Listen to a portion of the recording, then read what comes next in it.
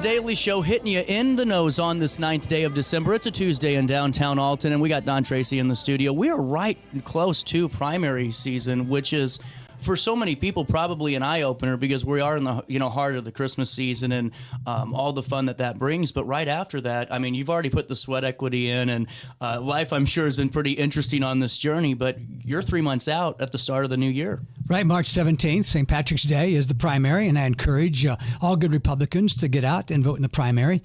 A lot of times people complain about the candidates that end up in the general. Then when I say, well, did you vote in the primary? Well, maybe I didn't. You know, people still have this perception that there are big party bosses out there that decide who's going to be in the general, but it's not. It's the people, and people need to participate in those primaries.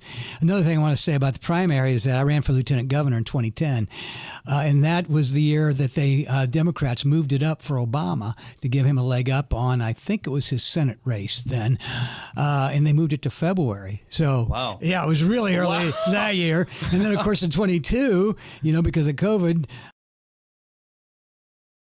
into June. So our primaries have ranged between February and June, but usually they're around March. Well, and what I find fascinating too is, being in a midterm year, I know that the national pundits love to use this, the category of, well, it's not going to be, as highly sought after because it's not a presidential election year, which you can look at numbers all you want, but I don't know. There's a lot of passion right now for a lot of levels of political office, and I think that you could see this really maintaining. Now, in your opinion, do you think if everything bodes well for you in March, you win the primary, you're off to November, does not having a President Trump on this ballot affect a Republican candidate in this midterm, do you think? Absolutely.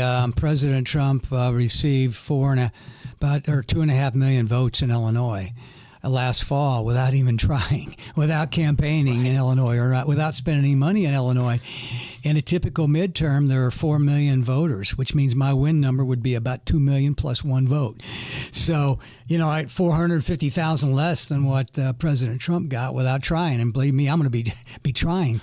Right. But the problem is a lot of voters, presidential voters, don't vote in the midterms.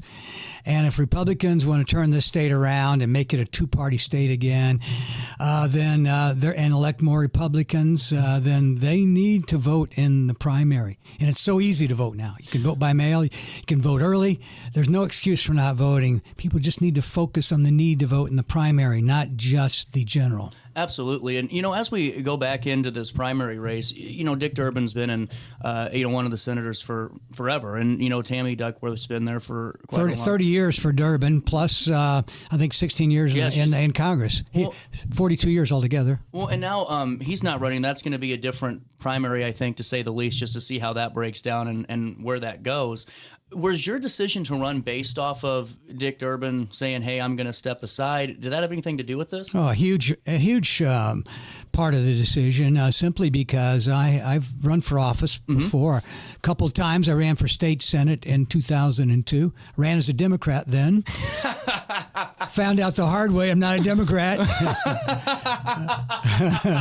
That's pretty good. Yeah, I had to either change my ways and my principles, or I had to change my party. So I changed my party. Now, Dick Durbin, interestingly enough, took the same path as I did. He ran for state senate, lost. Then he ran for lieutenant governor and lost. And then he ran for Congress, and he won. But where we differ is, of course, he ran for Democrat all three times, whereas I realized I was really a Republican. And so when I ran in 2010, I ran as a Republican. And unlike me, Durbin decided not to change his party. But he did change his principles. He started out as a Blue Dog Democrat, a fairly conservative Democrat on issues like life, and recognized, apparently, that to rise in the ranks of the Democrat Party, and he has risen to being the number 2 senator, and on the Democrat side, he had to evolve, shall we say? That's interesting, and he did. That's interesting. But I don't want to slam him, too much. because he did vote, to open the government. He did the right thing recently by crossing the aisle a couple times, first last spring and then most recently, and took a lot of flack from the Democrat socialists in the party. So, he's certainly a liberal, and we'll certainly see a change in the voting record of the Illinois senator if I can win this seat. But he's not a socialist, and I suspect it probably troubles him. And a lot of, soft Ds, I would say, or if there's any conservative Ds left, to see their party go down the socialism route. Well, and going into this, too, I think it's such a fascinating time, for these midterms, because you see this, national conversation about what the party's identities are. And some can make a both sides argument for that, but it's really, I think, the bigger question is, what does the Democratic Party look like now? And that's one that even the DNC's asked itself, and that's been a national comment. So it's not like I'm making an opinion there. But do you see these moments where you have maybe a change in party values, you have a disconnect from maybe more blue collar voters? Do you see all of that as your equation for let's throw this down, let's go ahead and run for this Senate candidate? Absolutely. I mean, it's a sea change because the Democrat Party is asking those questions. They're trying to find themselves after the devastating losses that occurred last fall, and unfortunately for them, the enthusiasm, the energy is in the left wing, the far left base of their party, the socialistic base of their party, and that is, and you'd think that the more, I guess, if there are any moderate Democrats left, they would be fighting that. But we've seen some of them embrace Mondami, an avowed socialist, maybe a communist as well. So, I mean, right now, the Democrat Party is on the march to socialism very clearly, whereas the Republican Party, which used to be known as kind of the fat cat country club party of big business tycoons and all that, has become the party of working families, and the party that is working to reduce the cost of living for working families by actually reducing the cost of living, as opposed to just spending more government money on more subsidies so that we can print more money, which, guess what, makes inflation go up. Right. Like under Biden, 20% in 2 years, 43%, I think, over 4 years. Well, and before we take our break and we come back and we talk about the nuts and bolts of the campaign and what you'd like to see, I'd like to tease it a little bit. You've put a lot of miles on the car, I'm sure, and a lot of miles on any type of transportation to get up and down the state at this point. What are you hearing? What's truly on the mind of voters across the state where they say, here's what we're seeing? Is it the national conversation of, illegal immigration? Is it the grocery store aisle? Is it too expensive? Is it safety? What are you seeing that and hearing about the most from just voters across the state? Well, I'm doing that in this race, of course, but I also was chairman of the Illinois Republican Party for 3.5 years, so I got a few road miles up and down the state that way. And then I ran as a lieutenant governor, as I said, in 2010. I actually lived and practiced law in Tennessee, Memphis, Tennessee, for a number of years. And they used to talk about Tennessee being the three great states of Tennessee. And you could say the same thing about Illinois. There's Chicago. Then there's the Chicago suburbs and the collar counties would be a second area. And then you have the rest of the state, which is commonly known as downstate. And so there are, different attitudes, different approaches, even among Republicans in those different areas of the state. The common theme, though, is cost of living. It's hitting everybody, unless except for people that have so much money that they don't have to worry about it. But just throughout all those areas, the common thing is the cost of living. I mean, it just went up extraordinarily high under Biden. 9% in 1 year.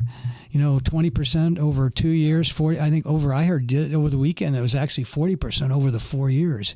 That's just hard for the average person to deal with. Well, and you wrote an op-ed that was in Real Clear Politics, and I want to talk about that when we come back, and a couple of other things that you're seeing and then your platform too. We'll do this. We'll come back on this Tuesday morning. You stay there, and we'll be here on Roku TV, RiverBender.com. It's our daily show. Throughout all life stages, you need someone in your corner, guiding you on your health and wellness journey.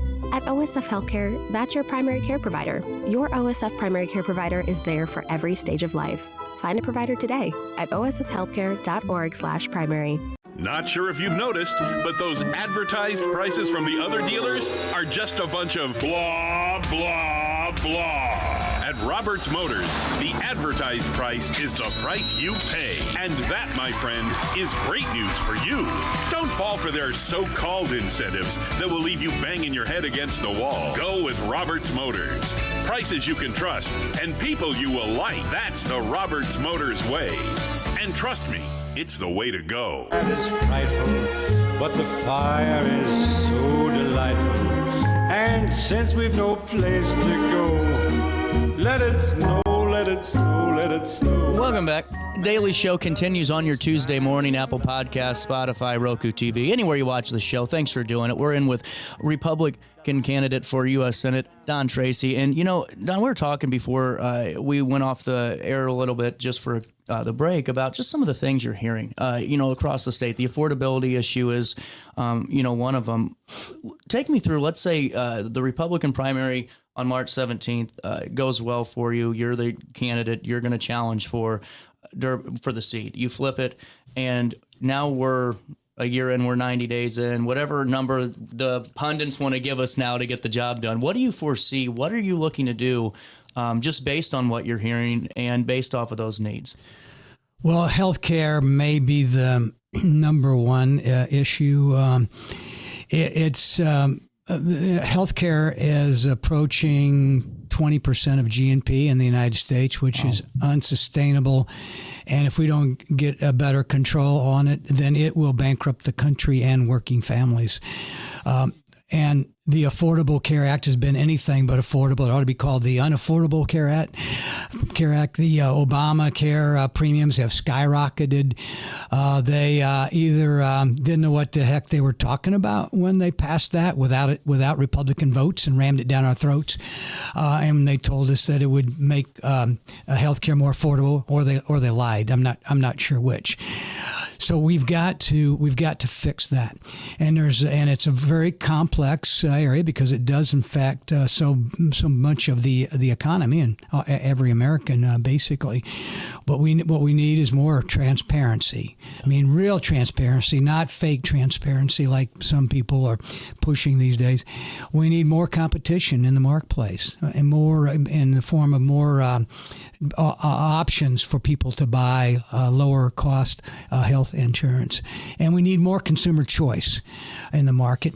And those are, I guess, the three main things. But we've got talking. You know, Democrats always like to say nothing to see here when we talk about fraud and abuse and waste and all that. But you know, and Tim Walz, the vice president candidate, he was one of the great talkers about that. You know, so nothing to see here. But look what's happened in his home state. I mean, there's billions of dollars of healthcare fraud out there, and including close to $1 billion right there in Minnesota in like one community. So there's just I mean, it's estimated that on the Obamacare exchanges that 40% of the enrollees have not filed any claims. Why would that be? Maybe it's because they're phantom enrollees. Maybe it's because they were enrolled without knowing about it and they're on an employer plan already. Maybe it's because they rely on the honor system for eligibility. Mm-hmm. You know, Democrats are great about that. You know, they love the honor system when it comes to welfare eligibility. You know, when it comes to voting, when it comes to crime. You know, like catch and release. It's kind of the honor system. We'll let you out, and we'll trust you not to commit any more crimes. It's just crazy. But the GAO did a undercover test of Obamacare, and they did 24 fictitious enrollees, and with either no information or false information. 23 of the 24 were accepted by the exchanges. Wow! Almost a year later, after you would assume they would have done some vetting to test the eligibility, 18 of them were still on the rolls and therefore generating subsidies for the insurance companies involved. Wow. And there, in one case, there were, I think, 123 people who used the same Social Security number. There are thousands and thousands of Social Security numbers used by more than one person. Wow. It's just there just aren't sufficient guardrails, and there's just so much money at stake. Well, and do you think the idea of bringing that cost of healthcare back to the citizen is a better idea than where it's at now? I know that's been getting floated lately. Is that something that you're willing to look into yet? Or? Absolutely, because if there's somebody else paying for 100%, you don't really care. You're not going to shop around. I know of a friend, someone who had a daughter, one or two diagnosed, just an annual checkup, and the doctor said the head size was just a little bit outside the range. Wanted to do a CAT scan, and the parent said, "Well, okay, doctor. If that's what you say is necessary, we should do it. But, I have a very large deductible. How much would this cost, you think? Oh, a couple thousand. Well, my deductible is higher than that. So that's going to cost me. So, but let's, if you say it's medically necessary, do it." And the doctor said, "Well, I didn't know you were paying. I thought insurance would be covering it. But you know what? It's really not that critical. She's just kind of on the range, right on the edge there. So let's just wait until the next checkup and check it again." Wow. And next checkup, she was fine. Wow, that's interesting. And that's very interesting. That's the kind of thing, other people's money is really easy to spend. And that's why we need price transparency, so consumers can do more choosing. That's why we need, alternative health policies with maybe higher deductibles that are a lot cheaper, but get the consumer being more of a buyer instead of just a user. Well, and on top of that, too, you were talking a little about the healthcare fraud that, has been ongoing. This has been documented. It's, the scale of it is, I'm sure, up for debate still. But the fact of the matter is, it is happening. Billions of dollars. Yeah, on the flip side of that, there's, social programs too, still like welfare and different services. Is your position that all of these things these social programs like a welfare, like healthcare, that have this knack to have fraud in these institutions, do they need to be heavily vetted, or do they need to and really re-examine it, or is it time to do away with it? And I think, is that something that a generic voter or someone who's not a party voter might hear and go, well, what happens if it's gone? And that's just my thought. Is it get rid of it all, or is it re-examine it and vet? No. We're not.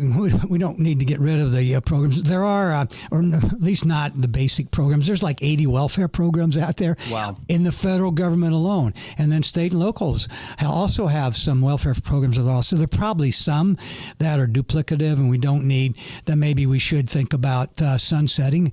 Of course, it's government program is like the hardest thing there is to kill. But the main programs they need to stay, but they need to be made financially sustainable. So they're not just here for the people here and now, but also for their children and their grandchildren. And to do that, we need to have real vetting. We need to have solid eligibility. It can't be just the honor system. I mean, it was just a few years ago. It used to be under Illinois Medicaid that the Illinois eligibility requirements were to send a verification. They would send a letter out once a year and say, according to our records, you're eligible for Medicaid. If this is incorrect, please advise. Who's gonna like respond to that? I mean, it's just ridiculous. Like the way the Illinois Democrats approach that, and the Democrats nationally. So we need to have real solid eligibility requirements, but we also have to verify them. We have to get information, get valid Social Security numbers. How about starting there?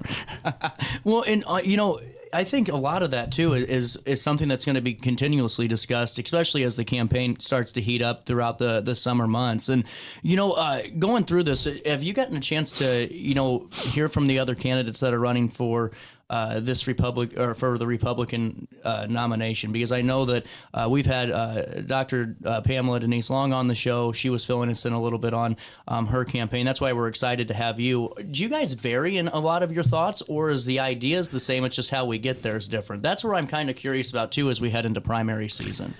Well, it's very interesting, but I got in the race a little bit late. Okay. I had a friend of mine I thought was going to run, who would have been a very good candidate, and he decided in mid-August not to run, and so I jumped in then.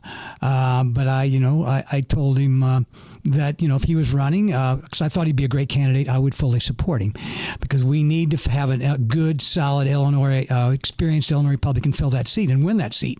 It's really critical, and not everybody can win a seat statewide in Illinois as an Illinois Republican. Right. It takes the right kind of person, which I think I am, and I think this individual would have been as well. So I got in a little bit late, mid-August, on a day before Republican Day. But I've been since all over the state, up and down the state, everywhere to, 50, 60, 70 Republican events. I've never met Denise. I was at one event with her. I saw her from a distance. We never got a chance to talk. I've met one or two other candidates, like on occasion, but I'm not seeing them out there. Most events, I would say 95% of the events I've been to, I've been the only Republican candidate for U.S. Senate. So I've only heard actually one of them speak, and he got knocked off the ballot, not by me, but by one of my competitors. So there were 8 that filed. According to the Chicago Tribune, the 8 who filed were Don Tracy and 7 others, and two of the 8 got knocked off. So there's down to 6 of us, but I've only heard one of them speak. That's interesting, and he's out. It's just interesting though, just to hear that breakdown and just to hear the participation and then the relationship that's shared on the trail, and I'm just fascinated by that. That you'd think there'd be more of that, not less of it. Right, because they had to have been out there a bit. Denise in particular, I've heard, was out there a lot because she got on the ballot, and I think she got over 10,000 signatures, and she got, I think, most or all of them by herself. So she was very active for most of the year, so I know she's been out. I just haven't bumped into it. Interesting. Well, I teased during the break. I wanted to talk to you about this op-ed that you wrote in Real Clear Politics, and this is really fascinating because I think so many times now the public watches and waits if there's going to be a federal and state feud on certain issues. Now it's when it comes to immigration enforcement and any way that you want to paint that or talk about it. That's just really the bottom line what it is. And they thought with Memphis that could be the same thing, and it wasn't. It was a very coordinated effort. And you wrote about this. Could you take me through your op-ed a little bit and how this could connect to a statewide situation here in Illinois? First of all, I spent a lot of time in Memphis, Tennessee. I was a traveling salesman for our family business for a number of years, and I was in law school there, and then I practiced law with the firm of Baker and Donaldson in Memphis for a number of years as well. So overall, about 10 years in Memphis, and as a candidate for lieutenant governor when I was as chairman of the Illinois Gaming Board for 4.5 years under Rauner, and then as statewide Republican chairman. I've spent a lot of time in Chicago, and I have a place in Chicago. So I know Chicago fairly well. I had an apartment for several years when I was gaming board chair, and now I have one as a candidate. So I think I'm in a position to compare the two areas. They're both high crime areas. Chicago is the murder capital of the U.S. and has been for, I think, 13 years in terms of the total number of murders. It's like several times, I think, New York and L.A. both, even though New York's several times larger than Chicago, and L.A. is certainly larger, maybe 2 or 3 times. Memphis, though, also is a murder capital. It's the second highest murder per rate capital, and I think St. Louis might be number 1 actually on the per rate. And then in Memphis, when I was, I think, a young practicing lawyer, I was robbed at gunpoint after a football game. I had an umbrella to my genitals, my umbrella. The guy pulled it out of my car as I was getting in. I turned around, and there was a gun at my head, and the umbrella was in my genital area, and poking at me. I knew, and he had a mask on. I couldn't really hear him, but I knew what he wanted. So I gave him my wallet, and I lived to tell the tale. But that's scary. Yeah, it is. And Memphis is a high crime area for sure, and as is Chicago. Well, and on top of that, too, I think that's overshadowed so much is the sex trafficking that goes on throughout the Midwest, and especially in the Memphis corridor and now in the St. Louis corridor, which we talked about. We have on the show all the time with experts in sex trafficking. All those things come into play and on that, on that coordinated effort, I would feel. And that's kind of what you're getting at here, I think, in this op-ed is, if it's okay for me to say that, is the fact that sometimes this works. Yeah, well, the Chicago and Memphis were made the same offer by, as far as I know, by the federal government to come in, and we're going to provide you some help. We're going to enforce immigration law, of course, and remove the worst of the worst from your streets, and that's going to help your crime situation. Pritzker and Mayor Johnson decided rather than negotiate, you'd think they would have said, well, let's talk about how you want to do this and how we can help or how we can collaborate, or there's some things we might agree with you on, other things we won't. Do they do that? No, they just said hell no. Or instead, they decide to lead a rebellion against the federal government coming in and enforcing immigration law. I don't know about you, but to me, that sounds like something that happened in Charleston, South Carolina in 1861, where they didn't want to recognize federal law down there. And it seems like Johnson and Pritzker don't recognize federal law in Chicago. So they fought it. They've encouraged protesters, almost inciting protesters to resist and maybe even assault federal law enforcement officers. So that's their response. And as a result, look at Chicago. I mean, I was up there 2 weeks ago staying in my place, and there was a teen takeover, a flash mob. 300 people took over the downtown area. And people might say, oh, boys or kids will be kids, right? Well, 8 of those kids ended up getting shot, ages 13 to 17. One of them was killed. And just a few days before that, on the Blue Line, I rode the Red Line about 2 weeks before that. Blue Line is the line that carries you by train from the O'Hare Airport downtown. And there's a lady, a 26-year-old, sitting there with her phone, minding her own business. And then some guy had been arrested 73 times and still on the street and he was out for violent assaults. For prior arson. He pours gas on her hair, and she tries to get away from him, and then he lights her, puts her on fire. Now she's fighting for her life, and probably will never be the same.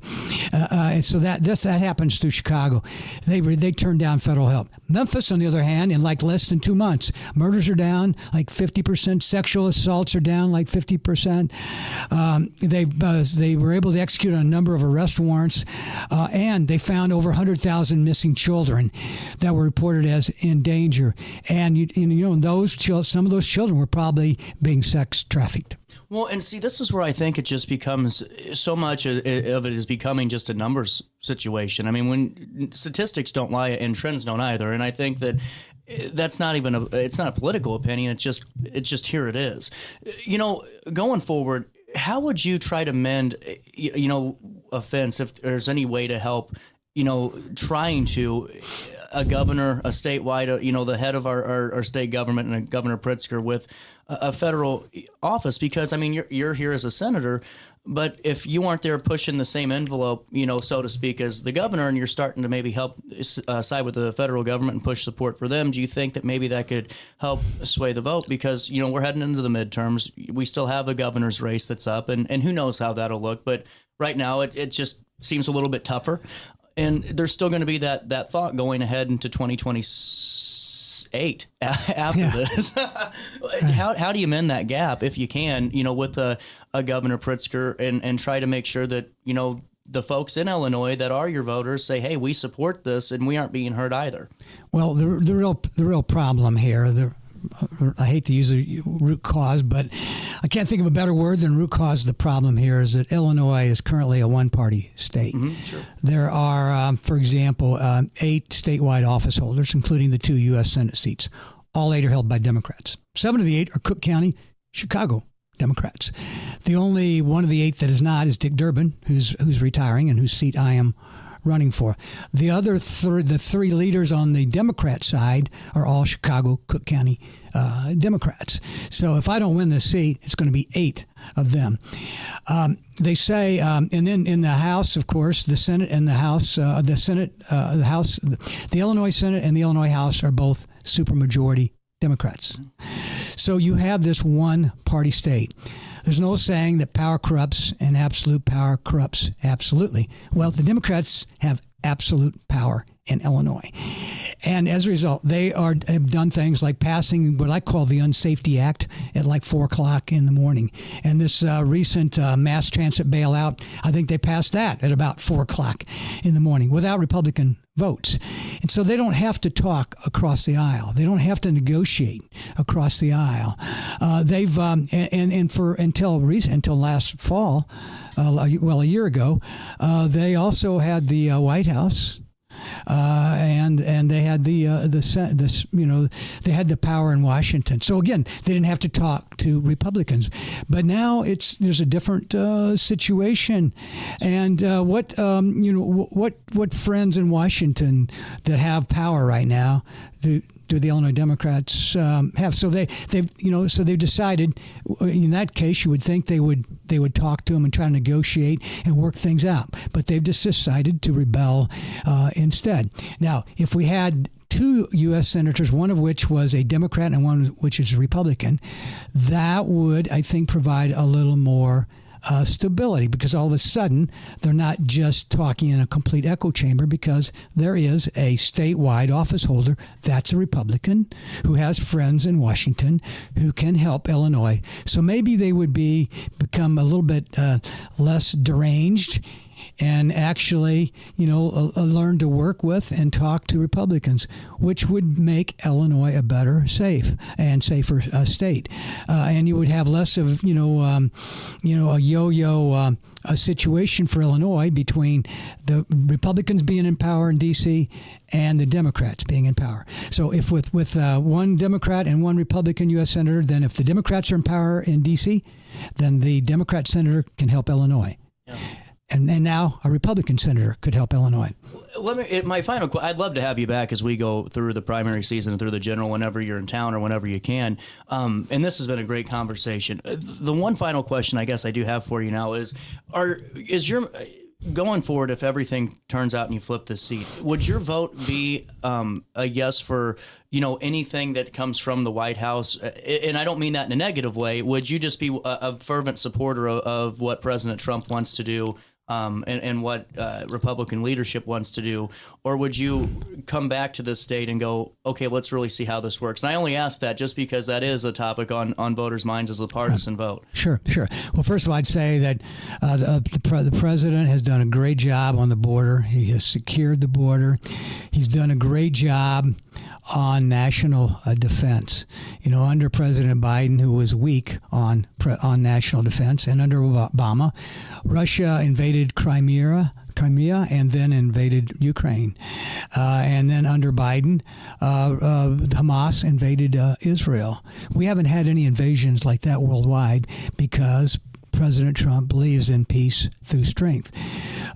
Then on the economy, the H.R. 1, otherwise known as the Big Beautiful Bill, is going to do some great things for our economy next year when it kicks into effect. No tax for working families in particular, no tax on tips, no tax on overtime, no tax on Social Security. There are many the Trump accounts, $1,000, and these kids' accounts, which can grow to like $700,000 at age 35. There are just so many really great things. The biggest school choice program, federal government program in the history of this country is part of that. And many, many more things that are going to really help the economy.